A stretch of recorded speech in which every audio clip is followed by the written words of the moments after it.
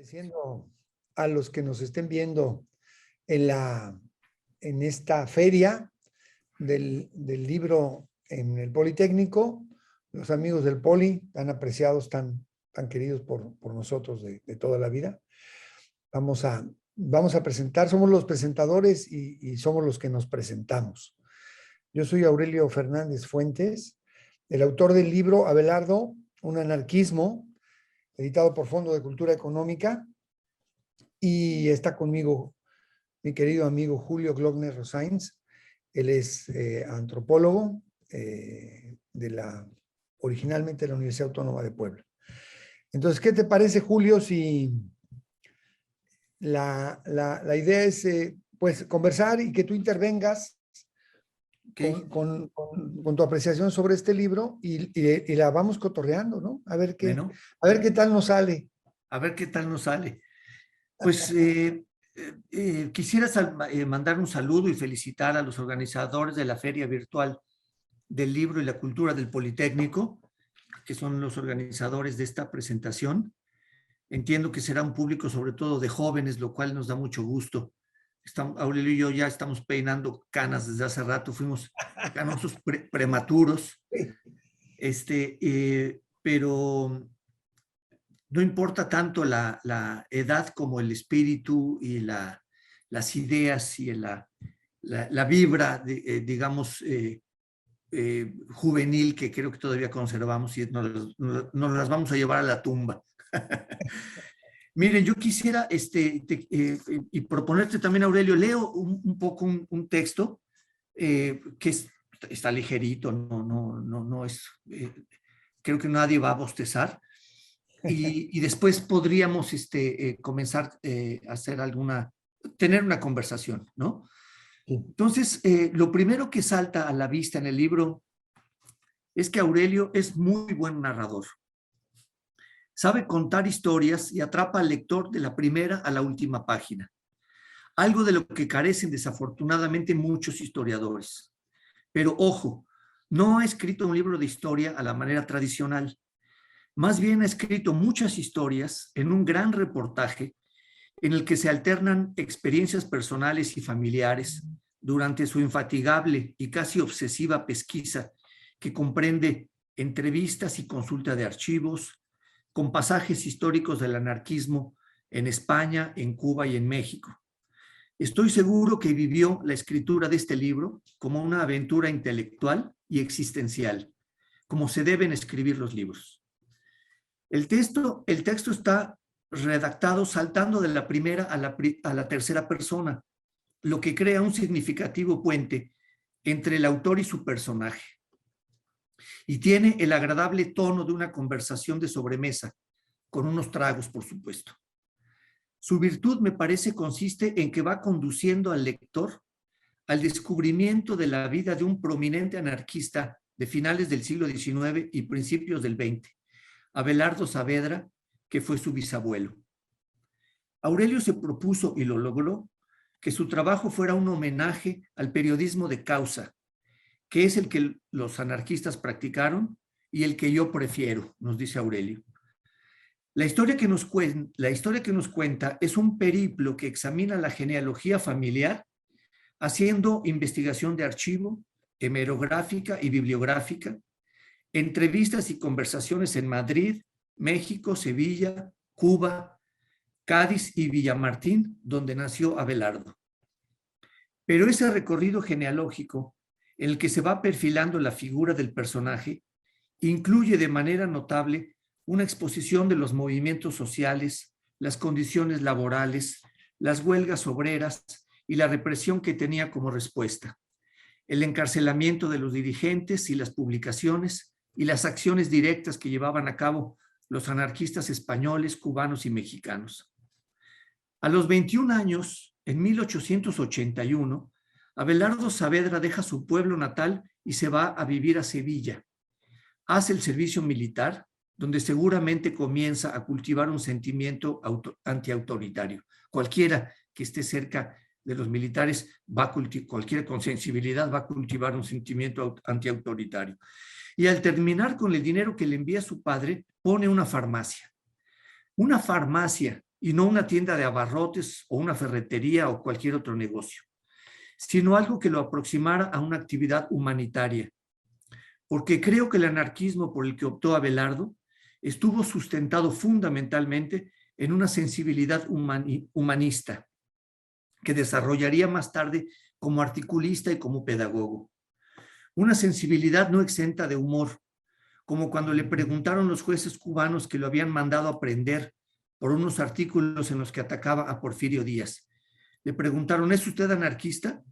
Por lo pronto, soy anfibio, dijo. Al morir sus padres, la herencia la administra un primo suyo, que le envía un poco de dinero, que Abelardo ocupa en una gira de propaganda del periódico anarquista Tierra y Libertad. Dice Aurelio con razón que resultaría romántico decir que renunció a ser un terrateniente en aras del ideal anarquista, pero más interesante resulta, dice, saber que los recursos a los que renunció, a los que no renunció, los empleó para impulsar los ideales anarquistas. ¿Y en qué consisten esos ideales? Esencialmente en organizar e impulsar una oposición al pensamiento, la acción y el comportamiento de las clases dominantes representadas por la Iglesia, el Estado y la burguesía. En oponer a la opresión social, la sobreexplotación del trabajo y la injusta distribución de la riqueza del capitalismo, un ideario libertario que aspira a la instauración de un orden social diferente, donde predomine la equidad, la colaboración, el bienestar generalizado, la igualdad entre los sexos y las razas, el control del crecimiento demográfico y el respeto a la naturaleza. Todo esto está en nuestros días como una aspiración prácticamente de la inmensa mayoría de la humanidad. La defensa de estos ideales le valió a Abelardo y a un sinnúmero de anarquistas y comunistas despidos laborales, destierro, golpizas, tortura y cárcel. Precisamente fue en una cárcel en el condado de Los Ángeles en 1908 donde John Kenneth Turner fue a entrevistar a Ricardo Flores Magón, Librado Rivera y Antonio Villarreal, acusados de conspirar contra el presidente Porfirio Díaz, que era amigo de los Estados Unidos. El mismo gobierno norteamericano que había intervenido en Cuba dio órdenes de detener a Abelardo Saavedra en La Habana por insultar al presidente Díaz desde el semanario Tierra. Fueron estos anarquistas mexicanos quienes dieron a conocer tanto a Turner como a Saavedra las condiciones de esclavitud, literalmente de esclavitud, en que vivían los trabajadores mayas, coreanos e indios yaquis que llegaban a las fincas enequeneras. Turner escribió para la posteridad un maravilloso libro y escalofriante que se llama México Bárbaro. Ese gran reportaje sobre las escalofriantes condiciones de los esclavos en México, tanto en Yucatán como en el Valle Nacional en Oaxaca. Y Saavedra hizo lo suyo desde Cuba, escribiendo en una columna que titulaba La Inquisición en México y divulgando la información que provenía de sus contactos con los magonistas desde el semanario Tierra y que entraba a México por los puertos de Tampico, Veracruz y el puerto Progreso en la península de Yucatán.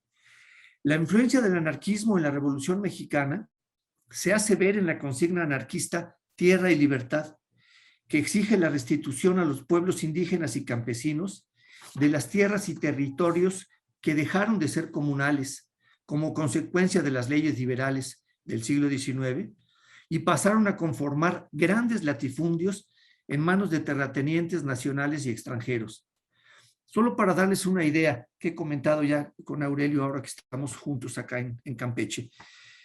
Un terrateniente que fue gobernador de Yucatán tenía 6 millones de hectáreas. 6 millones de hectáreas. De ese tamaño llegaron a ser los grandes latifundios en el México de Porfirio Díaz.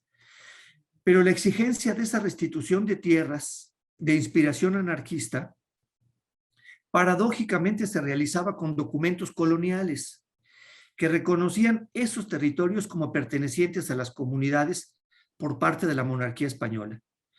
De ahí la importancia de que a la demanda de tierra se añadiera la demanda de libertad. puesto que esos terrenos fueron reconocidos por la corona con la condición de que sus poseedores prestaran servicios personales y entregaran tributos al gobierno virreinal y a la iglesia. Pero volviendo a los ideales anarquistas, Aurelio propone el concepto de contracultura para articular estos propósitos contestatarios que aspiraban a ser la cultura del futuro, la sucesora del individualismo, la opresión, el oscurantismo eclesiástico y la explotación capitalista. Ya en otras presentaciones se hizo un recuento del contenido del libro, mencionando las condiciones sociales y laborales en lo que Aurelio llama la Sevilla profunda y el activismo anarquista en Madrid y en Cuba. Y aunque hay mucha tela de dónde cortar en ese aspecto, yo quisiera más bien detenerme a reflexionar un poco en otro sentido y examinar más de cerca de qué están hechos esos ideales anarquistas y qué pueden transmitirle al lector joven o no, del siglo XXI. Sobre todo porque me parece que eso que podemos llamar el sistema de opresión, explotación y desigualdad no incluye únicamente a la sociedad capitalista en sus distintas fases, sino también a ese intento fallido, conocido como socialismo real, que derivó en una suerte de capitalismo de estado despótico y criminal, como en su momento advirtieron que sucedería los anarquistas clásicos como Bakunin, Enrico Malatesta y Kropotkin. Y es que detrás de la imagen de la caída del muro de Berlín en el 89, lo que hubo fue una inmensa movilización pacífica en la Unión Soviética y en Europa del Este, que puso fin a un régimen ya incapaz de sostenerse. Esa movilización ciudadana desvaneció la utopía socialista, comunista y anarquista que recorrió casi todo el siglo XX. Ya no fue la figura del soldado que predominó durante la Primera y la Segunda Guerra Mundiales, ni la del trabajador o el proletario que predominó en el periodo de entreguerras y después de la Segunda Guerra Mundial, sino la figura del ciudadano común, donde se confunde el obrero con el empleado, el ama de casa con la maestra, el artesano, el agricultor y el profesionista, en una clase media emergente que exige un mínimo de bienestar y libertad aquí y ahora, no en una utopía planteada para un futuro incierto. La broma que hacían los obreros polacos fue muy reveladora. ¿Cuál es la diferencia entre el capitalismo y el socialismo? Decían. Que en el capitalismo existe la explotación del hombre por el hombre y en el socialismo es al revés. Me parece que el anarquismo entonces ha asumido nuevas formas de expresión individual y colectiva y configuraciones sociales que no se limitan al ideario clásico del siglo XIX y principios del XX, o de plano lo ignoran y apuntan en nuevos sentidos. Por eso me parece un acierto el término de contracultura que propone Aurelio para pensar el anarquismo. Aunque desde luego la contracultura se construye en función de la cultura a la que se opone, de modo que los primeros cristianos fueron contraculturales al Imperio Romano.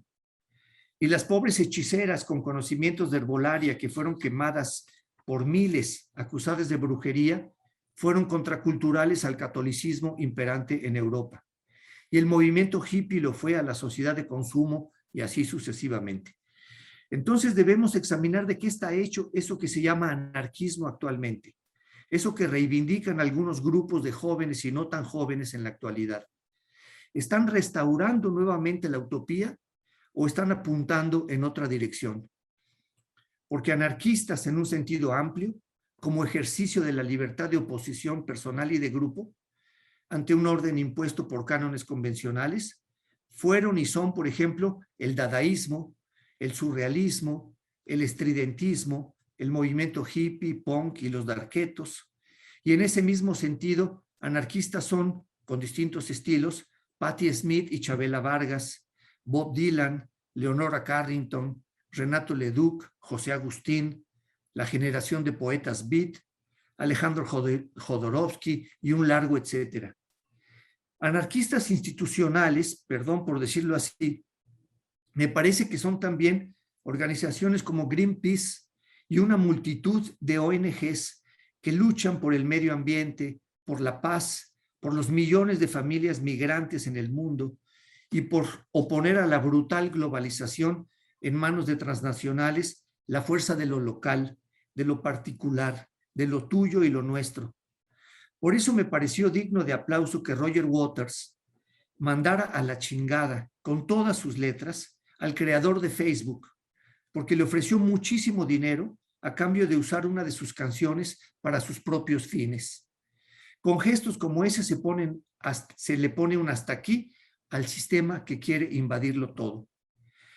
Tal vez sea necesario distinguir entonces el anarquismo como doctrina política difundida por los clásicos que hemos mencionado, Bakunin, Malatesta y Kropotkin, y que en México encontraron excelentes protagonistas en los hermanos Flores Magón, en Praxedis Guerrero o en el griego Plotino Rodocanati, de un anarquismo ético que se asume ejerciendo la libertad personal sin violencia, sino más bien conmocionando estética e intelectualmente a su comunidad. Como hicieron también en México los estridentistas Germán List Arzubide y Manuel Maples Arce, contemporáneos de Abelardo Saavedra, o los futuristas en Italia, o los ultraístas en España, o Paul Gauguin, quien al decidir irse a vivir a Tahití, siguió quizás sin saberlo la propuesta ética de ese anarquista individualista que fue Henry Thoreau. Es decir, por un lado estaría el anarquismo como doctrina política y social que plantea la instauración de un nuevo régimen sin Estado y sin clases sociales y una vida equitativamente comunitaria en la que cada quien aporta según sus capacidades y adquiere según sus necesidades. Y en el otro extremo estaría el anarquismo ejercido como individualismo libertario. El primero plantea con Kropotkin que en la colectividad se despliegan de mejor manera las cualidades individuales, mientras que el otro, con Max Stirner, cree que solo potenciando las cualidades individuales se puede vivir mejor, no en comunidad, sino en una asociación libre de individuos egoístas. Las dos propuestas, si se conciben como un nuevo orden mundial, son, por supuesto, utópicas. Termino diciendo esto. Hace un mes cumplió 100 años Edgar Morin. En su discurso en la UNESCO hizo una reflexión que apunta en el sentido que yo quisiera señalar también. Es esencial, dijo, darse cuenta de que no hay que soñar con otra sociedad, sino entender que vivimos la gran aventura humana y que el camino de cada quien está dentro de uno más grande e incierto. Pues esto es lo que quería comentar Aurelio y Regina y Salvador, para que charláramos un poco sobre el anarquismo, sobre tu libro tan formidable, Aurelio, porque es un libro que realmente, no porque seamos súper carnales, sino porque realmente es un libro que atrapa al lector, como decía, del principio a fin. Bueno, Julio, lo que dices me emociona mucho porque sublima la narrativa, la narración que yo hice en el libro, la verdad. Coloca la discusión en un plano superior, hablando ya de una integralidad del pensamiento anarquista que nos lleva a la obligación, creo yo, de pensar si estamos haciendo bien las cosas también, ¿no? Yo creo que cuando yo escribí el libro, no ningún afán didáctico, ni pedagógico, ni nada, simplemente era una necesidad, como tenemos muchos, sobre todo tú que sí has producido muchos libros, una necesidad de contar una serie de descubrimientos en realidad, de coincidencias, ¿no? También, afortunadas, y eso es lo que hice. Pero sabía que muchos temas daban pie a estas reflexiones como la que tú haces. Es espléndida, me parece a mí. Le pusimos el título de un anarquismo porque consideramos que, decía José Luis Gutiérrez Molina, que tú lo conoces, es el epiloguista, historiador andaluz, militante de las ideas y de los anarquistas, y de las causas mejores de la lucha contra el fascismo y el fascismo actual, que no es un asunto del pasado. Sí. Me preocupa que parece más cada día un asunto del futuro, otra vez. Pero, ¿por qué le ponemos un anarquismo? Dije, bueno, porque decía él en la primera presentación que hicimos, anarquismos hay tantos como anarquistas. A lo mejor es una condición, ¿no? Sí. Que era una diferencia mucho con digamos, la idea de Lenin, sobre todo, pero que la formularon desde Marx, Engels, del partido único, de la unicidad, de la uniformidad en el pensamiento. A partir de una idea del proletariado como un cuerpo coherente, único, que tenía un futuro garantizado. Y aquí está esta otra discusión. Yo creo que, sí creo que no sé, Edgar Morán lo que plantea en el sentido de que la sociedad que está y que cada uno debe hacer los cambios. Yo creo más en la idea de Proudhon, ¿no? También, de la idea de la colectividad. Sí. A mí me parece, incluso esta discusión que no está muy clara entre Proudhon y Darwin, que Darwin decía, la competencia individual es la que genera el desenvolvimiento. Entonces, es una interpretación que yo también creo que no es del todo certera, pero Sí. esta idea de tú ráscate con tus propias uñas y verás que vas a prosperar en la vida. Frente a la que decía, no, la evolución de la humanidad no solo es el más apto, ¿no? La predominancia del más apto, sino es la cooperación. No es el individualismo, sino el colaboracionismo, el cooperativismo el que ayuda. Destaca Sí. un individuo en una colectividad. A mí esa discusión, por ejemplo, me parece muy importante. Yo sí creo que tenemos que volver a diseñar una utopía, porque no tenemos la utopía. Me habló mi entrañable amigo y maestro extraordinario Enrique Semo, que como todos sabemos es un comunista desde antes de nacer, diría yo, aunque él no lo supiera. Leyó el libro y me dice, ¿dónde están estos hombres como Saavedra? Estos grandes propagandistas. Yo le digo, no es que no haya estos propagandistas, lo que no hay es el arraigo de las ideas que había a principios del siglo XX, de la convicción absoluta no solo de los anarquistas, digamos, sino también de la corriente autoritaria, como se le llamaba entonces, bien justificadamente, en el sentido de que una sociedad diferente era posible y la habías diseñado, la habías inventado. A mí me gusta eso. Sí. Eso ya, que es una utopía y que lo sigue siendo, ¿estás de acuerdo? Entonces, pero no lo resolvieron. Creo que no lo resolvieron desde la época de Marx contra Bakunin, ¿no? Claro. Ahí quedó el pleito cuando Bakunin le dice a Marx, ¿por qué? Bueno, Marx le dice a Bakunin, ¿qué te pasa? ¿Cómo crees que vamos a llegar al comunismo así nada más haciendo una huelga general y matando al rey? Estás mal al vértice del poder. Esto es una utopía. Lo que hay que hacer es un periodo de transición llamado socialismo, dirigido por el proletariado a través de un solo partido, y será una dictadura, la dictadura del proletariado. Y eso, cuando ya haya suficientes países, pasaremos al comunismo, ¿no? O socialismo más electrificación, como dijo Lenin, será socialismo. Bueno, era cierto. Pero entonces yo creo que ellos dos, que Marx tenía razón, era una forma utópica, demasiado utópica, digamos, de llegar con una huelga general a una sociedad sin clases, sin Estado, etcétera. Pero también tenía razón Bakunin cuando le dijo, vas a hacer tú lo que vas a hacer es un Estado nuevo, autoritario, opresor, que demostró que efectivamente también tenía razón. ¿De acuerdo? Sí. Pero yo creo que esa discusión, yo me regresaría a St. Martin's Hall de 1868 en Londres, a volver a repetir esa discusión. Es como hacer una película en reversa.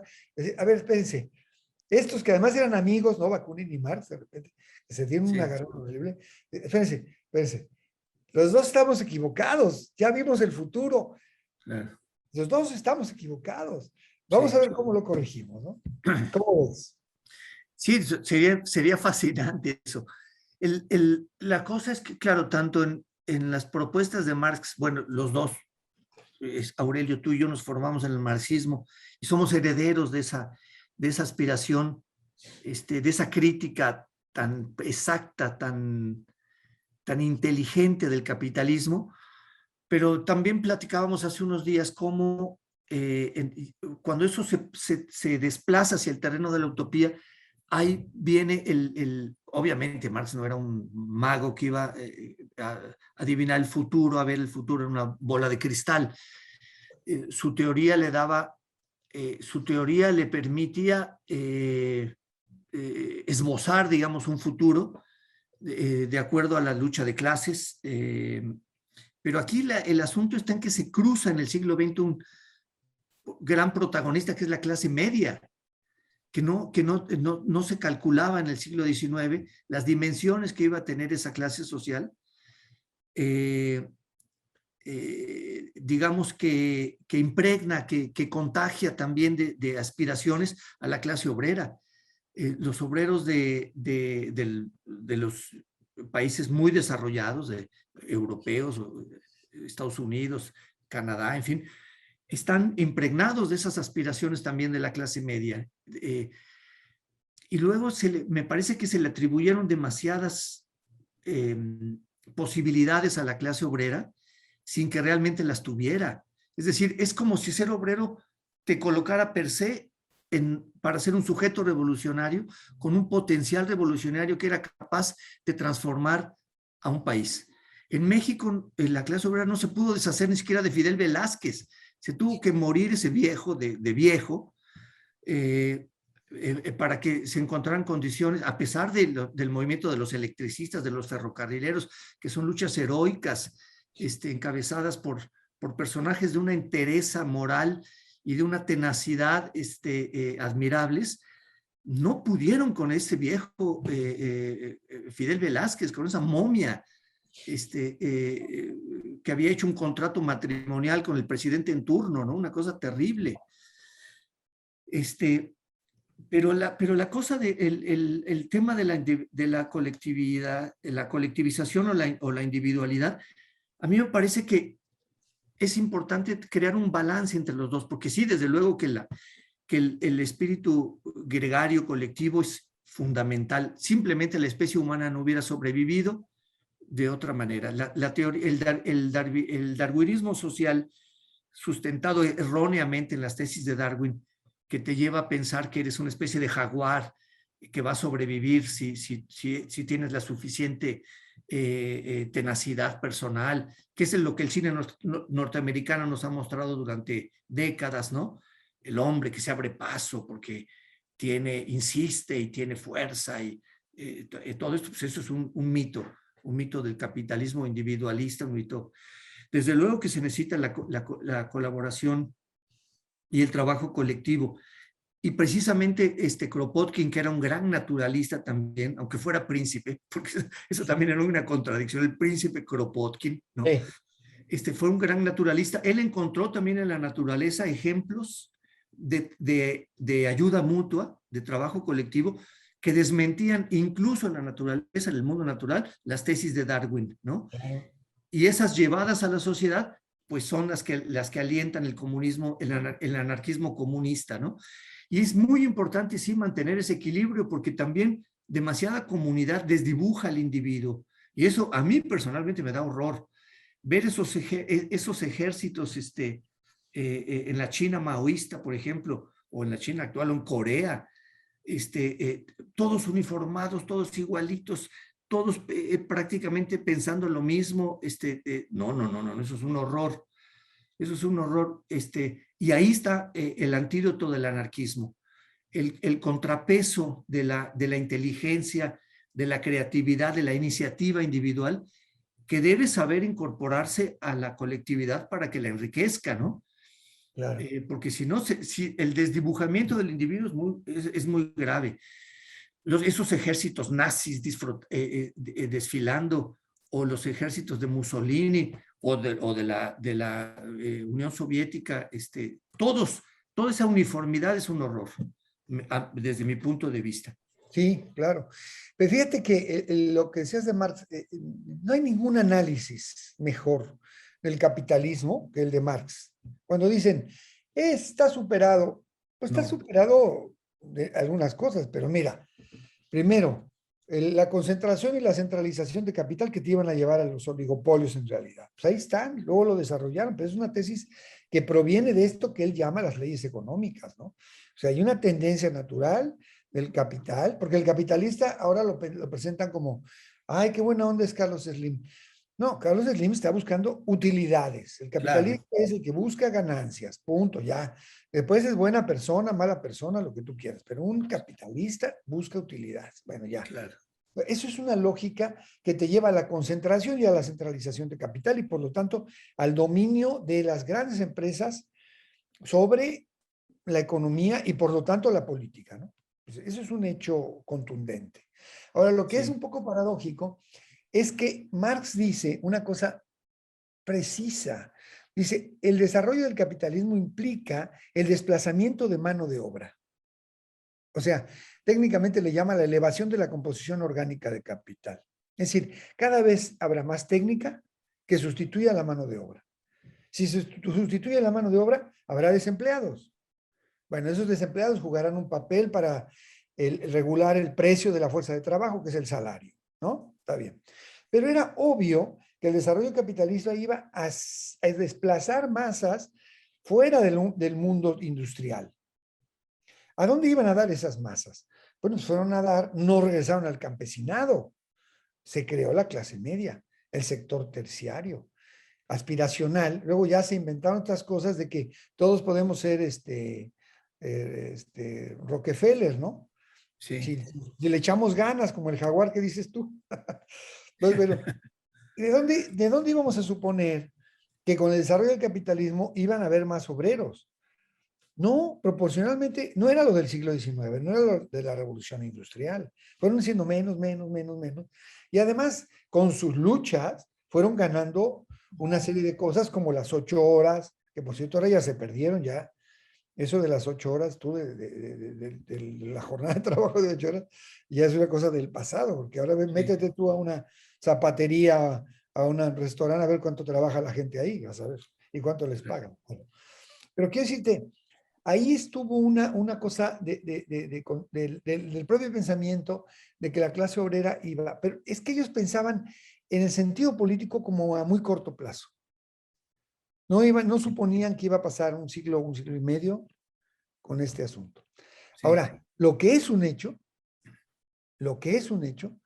es que el capitalismo es insostenible y sin embargo se sostiene.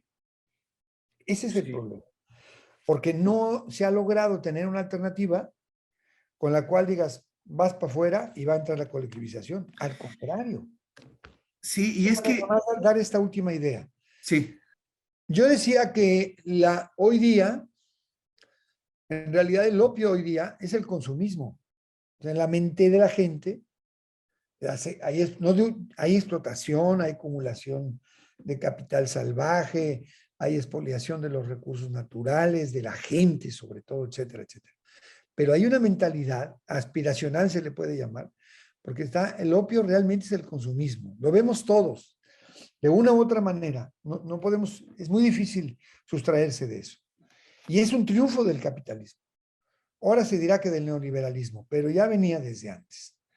Yo creo que sí, entonces, quizá este libro, bueno, yo no tengo, insisto, ninguna pretensión así de que transforme a la sociedad, pero estas discusiones sí, si las hacemos mucho, ¿no? Yo creo que hay que empezar a pensar, porque el capitalismo es insostenible. El capitalismo se va a devorar al planeta. Se ya está sí, así es. demostrando. Es insostenible. Sí, Pero a los capitalistas no les importa porque la lógica del capital, incluso el capital se pone por encima de su propietario. Se vuelve una cosa terrible. así es. Entonces, si no quitamos el capitalismo de enfrente, de alguna manera, de veras que es el fin de la humanidad. Sí. Estoy Y convencido. yo, a mí me parece que la nueva utopía, si se le puede llamar así, es el regreso a lo local, precisamente.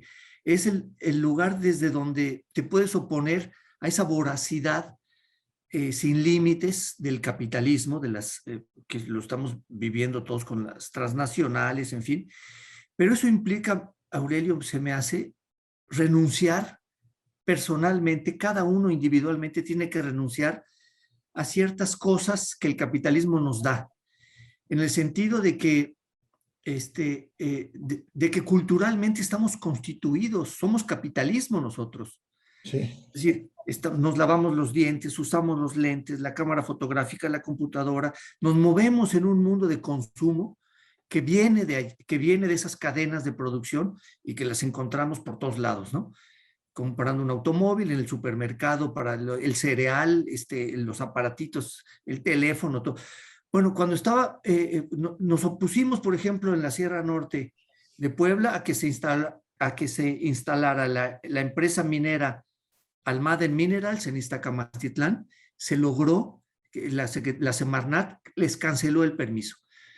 Yo no sabía, lo confieso, que el oro es un gran transmisor que se usa en todos estos aparatitos, ¿no? así es.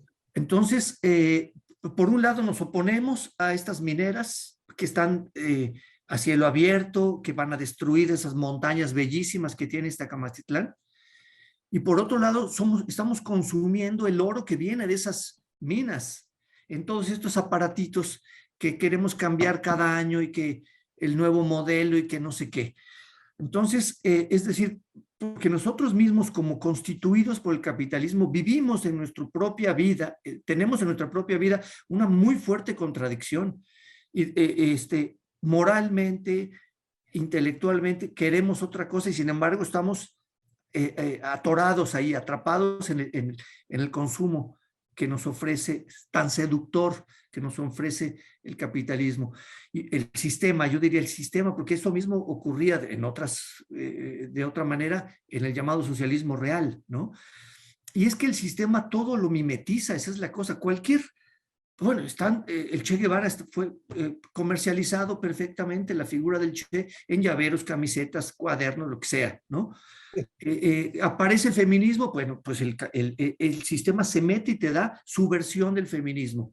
El indigenismo te da su versión del Y todo te indigenismo. lo ponen a la venta, todo te lo ponen a la venta. Todo te lo ponen a la venta. Entonces, paralelamente va corriendo este monstruo mimetizante, copiando todo, banalizándolo todo y por lo tanto quitándole su carácter subversivo que tiende a la transformación, ¿no? Lo Claro, vuelve dócil, se lo sienta en las piernas y luego te lo vende, ¿no? sí. Es increíble. Y todo esto es como si sucediera de una manera automática, ¿no? Eh, Por eso la parte esa que tú dices de la contracultura resulta tan interesante. Así es. O sea, los tipos decían, a ver, yo tengo que registrar a mi hijo porque tiene que ir a la escuela, lo tengo que registrar. Lo iban a registrar y decía, pero no le voy a poner Joaquín, que nació el día de San Joaquín, le voy Sí, a poner Prometeo.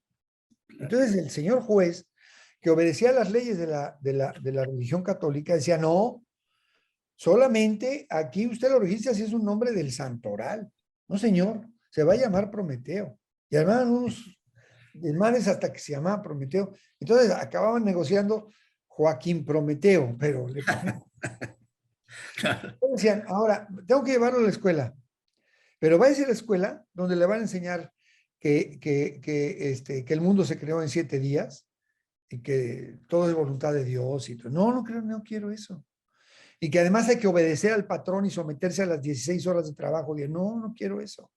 Y entonces hacían sus escuelas. Y Claro. eran escuelas racionalistas, se llamaban. Y ahí les enseñaban a Darwin, y les enseñaban a Odón de Buen, y al Liceo Reclus, y les enseñaban, leían en las gañanerías, como se llama. Fíjate qué bonita cosa esta de las. A mí me gustó mucho ese descubrimiento de las gañanerías. Porque tú te acuerdas, ¿no? Nuestro lenguaje de nuestros tiempos, Julio, era, ese es un gañán, decíamos, con toda Sí. tranquilidad. Bueno, resulta que gañán es un insulto al trabajador más explotado y pobre del mundo campesino andaluz. Ese era el gañán. ¿Y quién les decía así? Pues el señorito subido en su jaca aquí de Jerez de la Frontera, Domecq, el señor Ibarra, que daba estas. Dices, ¿pero qué es esto? Y nosotros usando ese, no, Saavedra y compañía reunían estos trabajadores en gañanerías. Y ahí les hacían leer a Tolstoy, a Dostoyevsky, Claro. a Proudhon. Y al que no sabía leer, le enseñaban a leer. O sea, eso era la contracultura, Julio. Y Sí, además practicaban el amor libre. Ahorita, pues, ¿cuál? Nadie pelea por eso, pero a nosotros de chavales todavía, bueno, todavía hay quien, ¿no? Pero veían con muy malos ojos que los niños se fueran a dormir con las muchachitas o que, no, pero ellos practicaban el amor libre. Y para no tener más hijos, porque decían, con una interpretación correcta, pero un poco citando a Malthus, que no sé si era lo más feliz del mundo, pero de todas maneras decían, no tengamos más hijos, porque vamos a ser más explotados, más carne de cañón de la guerra, y además vamos a presionar a la naturaleza que no va a resistir tantos hijos. sí. Entonces, utilizaban los conos preservativos, Julio. Tú te puedes imaginar que eran como, es que eran unos condones, ¿no? Yo me imagino que eso eran. No, no he encontrado ninguna descripción, más que en mis tías y mi mamá que usaban condones que eran tripas de cordero. Ya no me atreví yo a preguntarle a mis tías cómo eran las tripas bien lavaditas, ¿no? Y en la punta pues tenías que amarrarlas. Entonces Un nudito. quedaba el amarradito así como camote de Santa Clara, ¿no? ¿Qué sensación tendrían las chicas con esos condones? A lo mejor está toda madre eso. Seguro, sí, seguro que estimulaban más el placer, claro. Bueno, pero eso hacían, incluso había una serie. Yo me encontré en un periódico un recorte que decía en Solidaridad Obrera de Barcelona, decía, compañera trabajadora, si tu regla se ha suspendido, tu periodo se ha suspendido, con píldora Fortran lo volverás a recuperar. O sea, eran abortivos. Fíjate lo que hacían estos. Con Sí, todas estas también para darle vuelo a la hilacha, porque había un hedonismo también en el anarquismo. El placer. claro. Claro, porque le apostaban a la vida, ¿no? Claro. Sí. Es decir, Practicaban el nudismo, se iban encuerados a las playas. sí. El naturismo, por ejemplo, nuestra querida Jesús Rodríguez estaría feliz. Bueno, a lo mejor no, a lo mejor les iba a exigir que fueran veganos y no Claro. No tan vegetarianos. radical como el de Jesús. Pero, padrísimo, o sea, esa contracultura, ¿estamos dispuestos, como dices tú, a hacerlo? No, ya estamos pensando en el siguiente modelo de Samsung o de iPhone, porque Sí, nos va a dar mejores fotografías. ¿Qué tal fotos sacan nuestros teléfonos? Es increíble. claro. Estamos, nos han logrado meter en esa dinámica y yo a mis 70 años ya no sé si estoy dispuesto a abandonar eso. Esa es la cosa. Mira, a mí se me hace que, bueno, puede haber seguramente otros intentos. En Copenhague me contaba un amigo que hubo ese Cristiana, me parece que se llama una gran comuna que hay en Copenhague. Pero bueno, eso es un fenómeno nada más de los daneses. Pero digo, el movimiento hippie yo creo que fue un movimiento que tomó mucho del anarquismo, o sea, porque la literatura beat, por ejemplo, Allen Ginsberg y Jack Kerouac, este movimiento en la literatura, no fue solamente en la literatura, impregnó mucho a la cultura occidental. Y los hippies son herederos de ese movimiento beat. Esa novela de En el Camino fue la que inauguró los aventones, viajar de aventones, usar un pantalón de mezclilla y viajar de aventones y romper las barreras de tu cultura, que la estadounidense era una cultura, esa clase media boba, infantilizada por Disneylandia y estas cosas, romper esas banalidades y conocer otra cosa, otro mundo. Viajaron mucho por Asia, la India, América Latina, en fin. Y el movimiento hippie creo que rescató mucho del anarquismo, porque justo esto que estás diciendo, el amor libre, el nudismo, una actitud en contra del consumismo.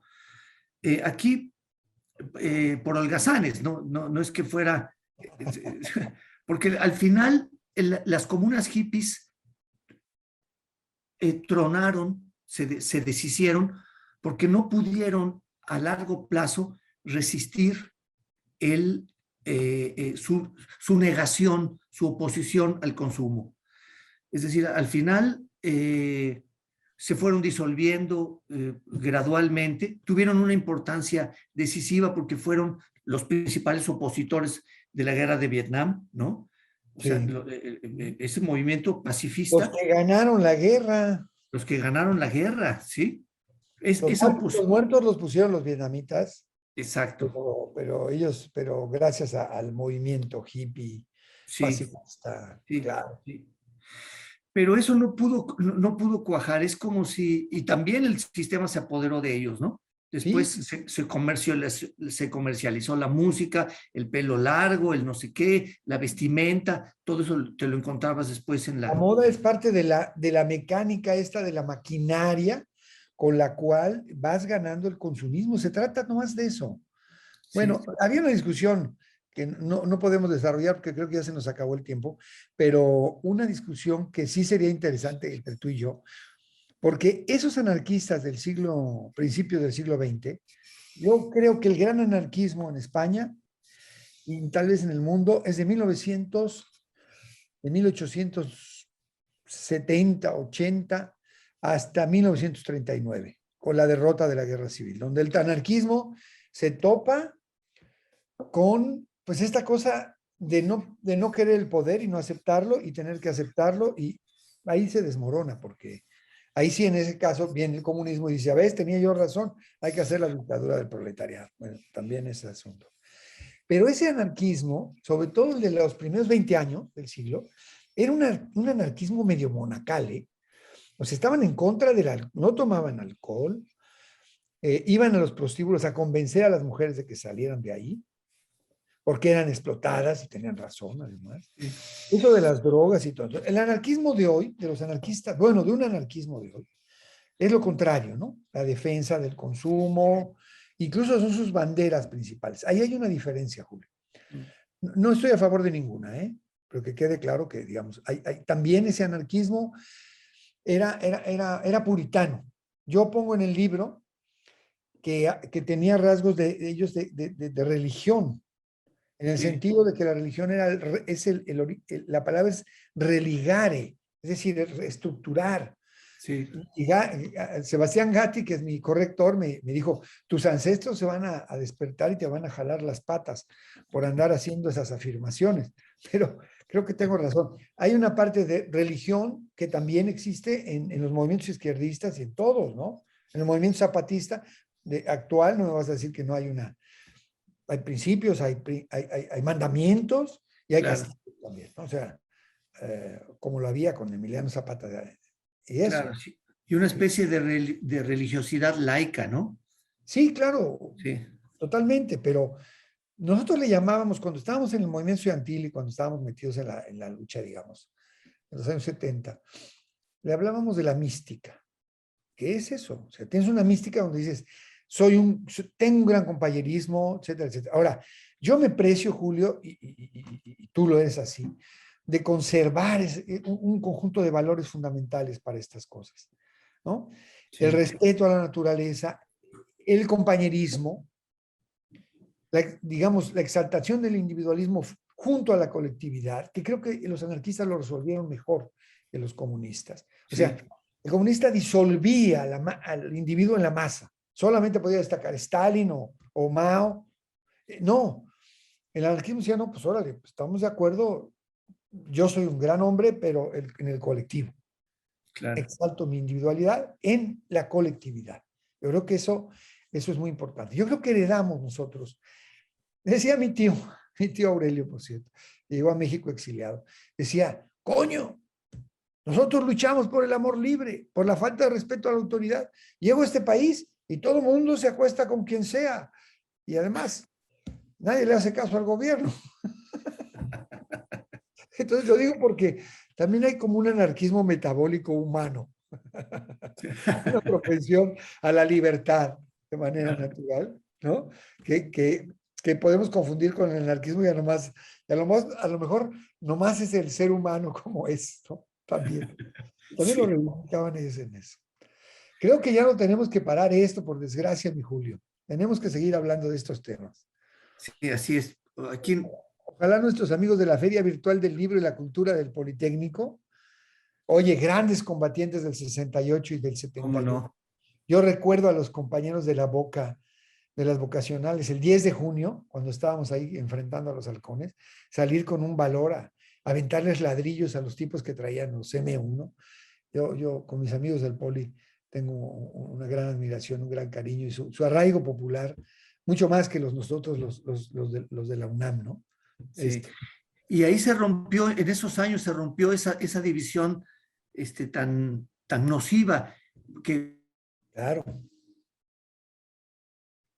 La visión esta de Poli UNAM, ¿no? Y del pleito. Creo que se congeló, mi querido Julio. Entonces, a terminar, si los compañeros están ahí. Ah, Julio, sí, se congeló lo que dijiste sobre el Poli y la UNAM. ajá, que, que por suerte el movimiento del 68 disolvió esa división que era tan nociva entre los de la UNAM y el Politécnico, ¿no? Eh, Hubo una fusión, una unidad en torno a la aspiración de un México democrático que dialogara, que el Estado se abriera a dialogar con los estudiantes, en fin, todo eso hizo que el Poli que los politécnicos y las universidades en general fueran un solo movimiento, un solo espíritu de juventud rebelde Sí, muy interesante. que Sí, tiene mucho de anarquismo, porque también hay anarquistas. Y así es. también de comunistas, los compañeros heroicos. Dicen que ya acabemos esta entrevista. Yo vuelvo a agradecer la atención que nos presten los de la Feria Virtual del Libro y la Cultura del Politécnico, nuestros queridos amigos del Fondo de Cultura Económica que han hospedado esta discusión y el propio libro, y a mi queridísimo amigo Julio Globner que ha hecho una evaluación y una valoración del significado del libro de una manera maravillosa, mi querido Julio. Y para no estar de acuerdo con mis ancestros, al rato nos echamos un whiskacho con unos papazules. Muy bien. Muchas gracias a los que organizaron y ojalá lo hayan disfrutado los muchachos que eventualmente vieron esto y compren el libro porque realmente vale la pena. Es una lección de historia, de narrativa. Te felicito siempre, Aurelio. Es un gran libro. Gracias, Julio, gracias.